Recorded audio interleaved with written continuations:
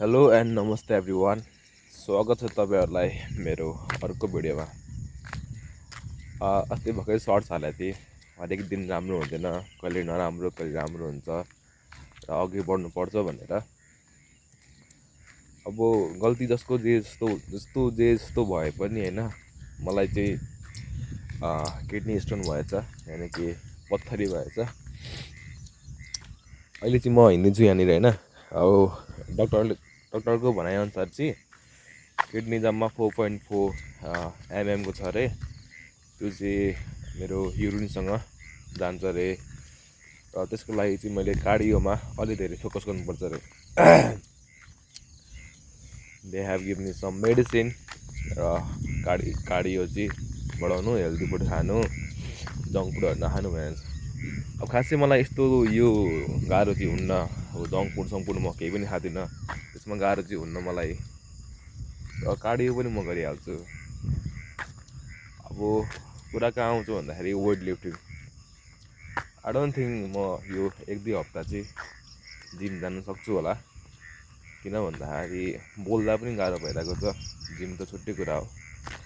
मैले 1 हप्तादेखि या भनौँ त्योभन्दा अगाडिदेखि चाहिँ आफ्नो डाइटमा प्रोटिन कसरी इन्क्रिज गर्ने, कार्ब्सलाई कसरी घटाउने, फ्याटलाई कसरी घटाउने भनेर मात्रै सोचिरहेको थिएँ। तर त्यो मध्येमा एउटा मेरो मेन कुरा छुट्यो, त्यो हो वाटर इन्टेक। मैले कहिले पनि वाटर इन्टेकमा फोकस गरिनँ, किन भन्दाखेरि म जिममा 1 लिटर पानी खान्थेँ, बिहान जिरा पानी खान्थ्यो। मलाई लागिरहेको थियो कि मेरो वाटर इन्टेक पुरा भइरहेको थियो। बट काम कन्टेन्ट क्रिएसनको लागि कन्टेन्ट सोद्धा लेख्दा यता गर्दा आई फर्गट कि हाइड्रेसन इज अल्सो इम्पोर्टेन्ट भनेर। त्यही भएर नि हुनसक्छ कि मलाई पत्थरी भयो, तर केही छैन। अब आज हो डे 1 अफ माई पत्थरी रिमुभ। अब मलाई यो स्टोन के अरे किडनी स्टोन चाहिँ जसरी भयो भने 2 हप्तामा फाल्नु छ। त्यसपछि मलाई फेरि जिम जानु छ, वेट लिफ्टिङ गर्नु छ, आफ्नो बडी बनाउनु छ, तपाईँहरूलाई राम्रो कन्टेन्ट दिनु छ। र त्योभन्दा अगाडि चाहिँ म तपाईँहरूलाई हप्तामा या भनौँ 2 दिन 3 दिनपछि भिडियो हालेर अपडेट दिइराख्छु कि मेरो हालत कस्तो भइरहेको छ भनेर। अहिले चाहिँ मैले बिहान 1 लिटर पानी खाएर अहिले म वाकमा हिँडिरहेको छु। ल यति भन्दै तपाईँहरूलाई केही टिप्स थाहा छ भने, यसलाई कसरी ठिक पार्ने, चाँडोभन्दा चाँडो कसरी रिकभर हुने, के खाँदा राम्रो हुन्छ भने कमेन्ट बक्समा मलाई सजेसन गर्न सक्नुहुन्छ है त।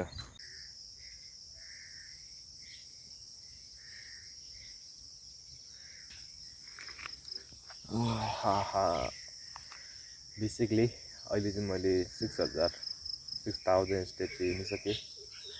रेस्ट लिइरहेको छु, घाम बवाल लागेको छ होइन। र एउटा टिप्स दिइहालेँ होइन, यदि तपाईँहरूलाई हिँड्दा के अरे हिँड्नु छ, स्टेप कम्प्लिट गर्नु छ र हिँड्नु गाह्रो लाग्छ भने चाहिँ आफ्नो फेभरेट एउटा भिडियो डाउनलोड गर्नुहोस् र हिँड्नुहोस्। मजा आउँछ, भिडियो पनि हेर्ने, इन्फर्मेसन पाउँछ र सँगसँगै लगाएर आफ्नो कार्डियो पनि हुन्छ। वेट लिफ्टिङ गर्नु नपाए नि हिँड्नु पाउँदा चाहिँ खुसी लागिरहेछ। किन भन्दाखेरि उहाँ हुने बेला म हिँड्नु पाउँथेन, बाइकमा यताउता गर्नु पर्थ्यो। तर एटलिस्ट बिरामी भएर हिँड्नु त पाइरहेको छु नि त। मेरो एम चाहिँ एटलिस्ट 10,000 स्टेप चाहिँ दिनभरिमा पुरा गर्ने छ। अहिले लगभग 7,000 भइसक्यो। घर पुग्ने बेलासम्म 8 to 9,000 हुन्छ होला। र बेलुका पनि एकछिन म हिँड्छु, 10 to 12,000 स्टेप चाहिँ म पुरा गर्छु। तर गर्मी भन्दा पनि घाम डेन्जर लागेको छ। यस्तो पोल्ने गर्मी भएको होइन, पसिना पनि आएर आउनु चाहिँ ठिकै छ। अलिअलि पेन भइरहेको। अब सक्दो छिटो गर्छु भन्ने ट्राई गरिरहेको छु।